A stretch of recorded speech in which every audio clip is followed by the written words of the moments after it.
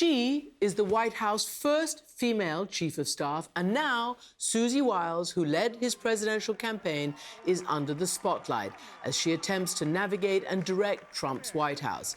Given his first term saw off 4 chiefs of staff, our next guest believes Wiles may be, quote, Trump's best hope. Journalist Chris Whipple spoke to all living White House chiefs of staff for his book, The Gatekeepers, and he now joins Michelle Martin to discuss it. Thanks, Christian. Chris Whipple, thanks so much for talking with us. Good to be with you. You've done a lot of things in your career, but one of the interesting things you've done, at least for somebody like me who's in Washington, is you've written a whole book about the inner workings of the White House, specifically focusing on White House chiefs of staff. So for people who have not been so fortunate as to, sit in those briefing rooms and kind of watch these people do their thing, what is that person's role? Yeah, the book I wrote was called The Gatekeepers, and it was a revelation to me because it turns out that the White House chief of staff is the second most powerful job in government. Every president learns, often the hard way, that you cannot govern effectively without empowering a White House chief of staff to do any number of things, but most importantly, to execute your agenda and tell you what you don't want to hear. That's a challenge with somebody like Donald Trump.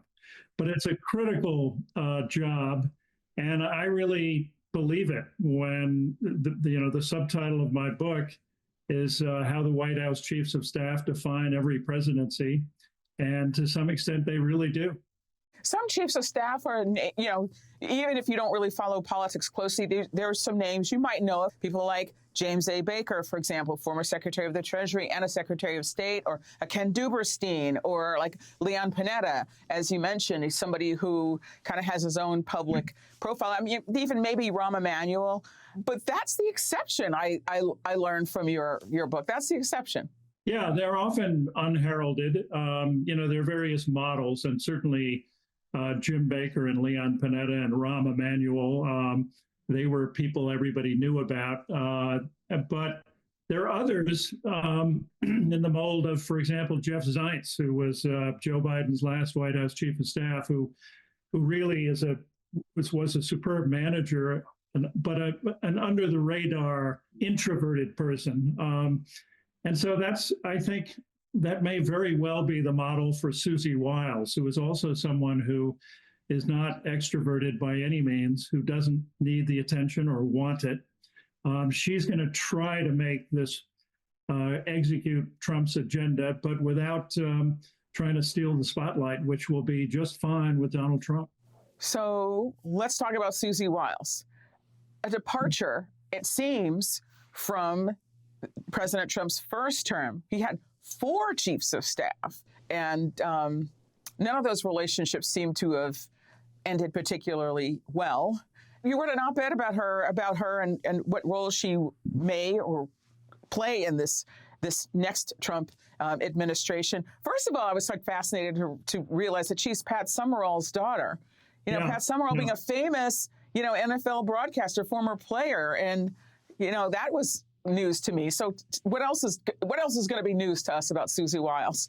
Yeah, no, she's an absolutely fascinating character, and you pointed out one thing about her that's really intriguing. Among other things, she's the first woman ever to serve in this job, is in the second most powerful job in government, and I think it's going to be fascinating to watch. But she is someone who has this uncanny ability to impose at least some discipline on Trump's disorder. Nobody's ever been able to do that before. She would be the first to tell you that she doesn't manage Trump. Trump is unmanageable. But she's figured out some sort of modus vivendi. She chooses her fights carefully, and she has lasted a long time. He trusts her. She has charm in abundance, and she'll need every bit of it to succeed. Temperament is an underrated quality among White House chiefs, but it's very important. James Baker had it. Leon Panetta had it. Susie Wiles has it. Finally, and I think, will have an advantage as a woman. The women in Trump world learn not to compete with Trump or try to be equals. Susie Wiles has mastered that. And you mentioned her father, Pat Summerall. Both she and Trump grew up with very difficult fathers. Fred Trump was a cold fish. Pat Summerall was extremely difficult, and he was an alcoholic. He credited her, Susie, with getting him into treatment. I think Susie would be the first to tell you that having dealt with her father, which was a real challenge, really helped her to prepare for Donald Trump. She said she knows something about handling difficult men. What is her attraction to politics? Like, how did she get into it, and how did she and Trump get connected? You know, she was a 23-year-old scheduler for Ronald Reagan, and later worked in the Labor Department. And prior to that, of course, she, right out of the University of Maryland, she worked for Jack Kemp, Congressman Jack Kemp, the pro football player. That was a job that Pat Summerall helped to arrange for her. She became addicted to politics, and spent her whole career in Florida. She was, among other things, she really ran the winning campaign for Ron DeSantis for governor.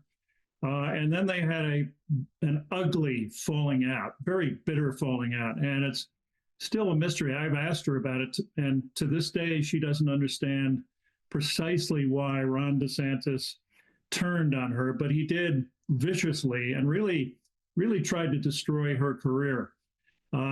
Trump rescued her, and he was grateful to her for having carried Florida for him in 2 elections. And she ended up becoming the co-chair, but really first among equals, as the head of his 2024 campaign. What's she good at? She's incredibly organized, and she knows, she's just a very smart and savvy political operative. She understands she's a great manager. And again, her superpower seems to be her ability to work with somebody like Donald Trump. She's very good at managing him. I put manage again in quotes. What's the evidence of that? Can you give us an example? Well, she certainly had her share of moments of truth with Trump, and one of them came when Trump called her to a meeting with several witnesses and tried to intimidate her, complained that she wasn't up to the job, and turned to the others in the room and said, "What do you think? Should I fire her?" He was trying to humiliate her. She retreated, but she didn't run away. And she came back. She lived to fight it another day. She came back to Trump shortly thereafter, and she said, "Don't ever do that." I'm paraphrasing now, but "Don't ever do that again." Trump said, "I won't have to." In a recent op-ed for the New York Times, you wrote that Ken Duberstein, Ronald Reagan's final White House chief of staff, once observed that campaigning is trying to destroy your opponents while governing is making friends with them. In his first term as president, Donald Trump did not get the difference, and his tenure was often overwhelmed by dysfunction and chaos. Well, yeah, Trump has never understood the difference. Well, I haven't seen so far that he's really trying to make friends with anybody. I mean, I do see that he's trying to exert his will.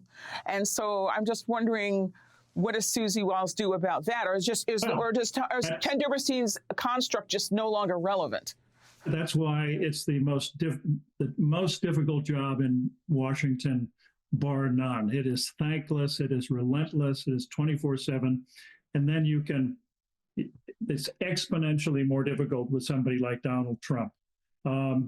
When I interviewed Reince Priebus shortly after he stepped down as Trump's chief of staff during his first term, the first thing he said to me was, "Chris, take everything you've heard and multiply it by 50.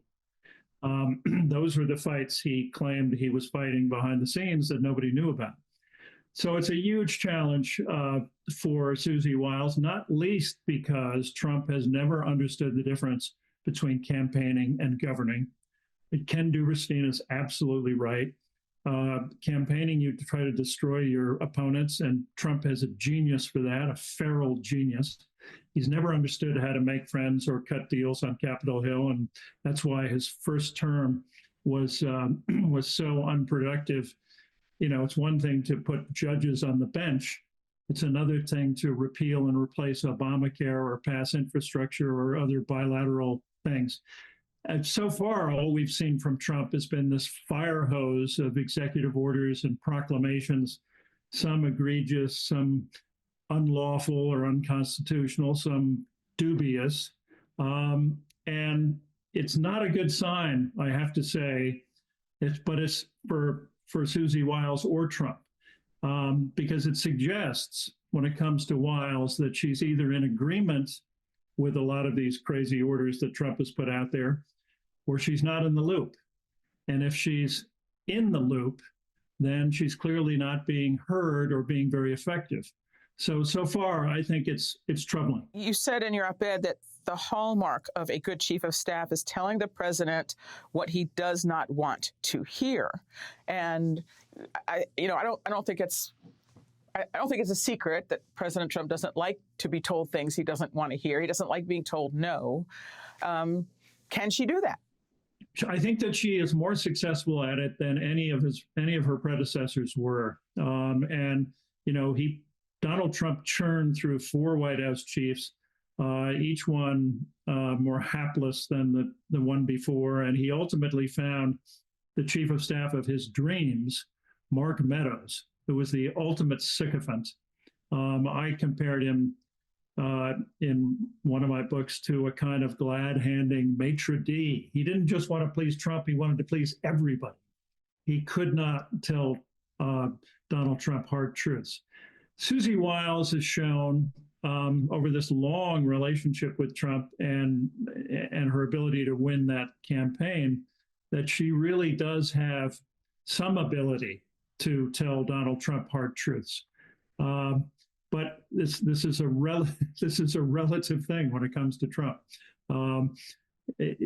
Clearly she decided not to fight the battle, for example, that probably any other White House chief would have thrown her body in front of a decision to pardon 1,500 January 6th insurrectionists. She evidently chose, she either didn't fight that battle or she lost it. We don't know for sure, but eventually we're going to find out. Well, it's been reported that Wiles has already taken a firm stance on Elon Musk's access, the tech mogul, Tesla, SpaceX, et cetera, who, it's been reported, wanted to have an office in the West Wing. And apparently she said no to that. He's in the Eisenhower Executive Office building. Yeah, exactly. So round 1 goes to Susie Wiles. It's Susie Wiles 1 at Musk 0. We'll see if she can keep that up. But here's my question is, are they really interested in governing in the way that we think we have traditionally thought of as governing, getting certain policies approved and implemented and institutionalized? Because yes, with this flurry of executive orders, they've gotten a lot of attention. Some of these things, as we said, are of dubious legality and dubious constitutionality, and that's going to suck up a lot of attention. So is the question here really to try to govern in the way we have been accustomed to thinking of governing, or is it something else? And if it is something else, what is it? Well, it could very well be 2 different answers, one for Trump and one for Wiles. Wiles, I think, without a doubt, wants to govern effectively. She wants to make the trains run in an orderly way in the West Wing. She may be deluded in her belief that she can make that happen with Donald Trump, but I think that is her mission. I think that's what she is hell-bent on accomplishing. The last time I spoke to her, she was driving from Mar-a-Lago. She said she just got off the phone with Hakeem Jeffries, and she was telling him, you get ready, this is a new Trump. This is not the guy from his first 4 years. He really wants to get stuff done. He knows how to do it, and he's going to buckle down and govern. I'm paraphrasing. She didn't say it in those words, but she believes there's a new Trump. Well, we'll see about that. You just mentioned Minority Leader Hakeem Jeffries. One of the things you pointed out in the op-ed in the New York Times that we've been talking about is that she doesn't really have experience on Capitol Hill. She certainly doesn't have the kind of experience that Jim Baker had or that Leon Panetta had. How critical is that going to be? It's a real strike against her. It's something that she's going to have to compensate for. She's going to have to be an awfully quick study because, the ideal White House chief of staff is someone not only with White House experience, but someone who knows Capitol Hill like the back of his or her hand. Jim Baker was certainly one. Leon Panetta was another. She doesn't have that experience except way back when she was in the Reagan administration as a young woman. So that's going to be a real challenge for her. I have to point out that the Republicans on the Hill have shown a great willingness to defer to the president. The Republican leaders in both the House and the Senate have pledged their loyalty to the president, said that they're there to, help him get his agenda through, and they can't afford to lose a lot of votes. And so the question is, does she have the ability to, obviously it's their job to whip their own caucuses, right? It's, the leaders of those two bodies, it's their job at the end of the day to deliver the votes.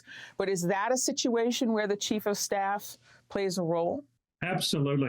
The White House chief of staff is really, among other things, all the things we've talked about so far, that's the person who really has to be able to wrangle votes on Capitol Hill. You can't just leave that up to the caucus. Now the Republicans the Congress may seem cowed, intimidated by Trump right now, and I think they are on the back foot. That's an opportunity, obviously, for the Trump White House. And one advantage that Susie Wiles has that will obviously work in her favor on Capitol Hill is that I don't think anybody doubts that she speaks for Trump. That's critical. And it was never the case with her predecessors, from Priebus to Meadows. Nobody was ever sure that those guys, when they opened their mouths, that the president was speaking. But Susie Wiles has that. And I think that will be an advantage for her. Chris Whipple, thanks so much for talking with us. My pleasure.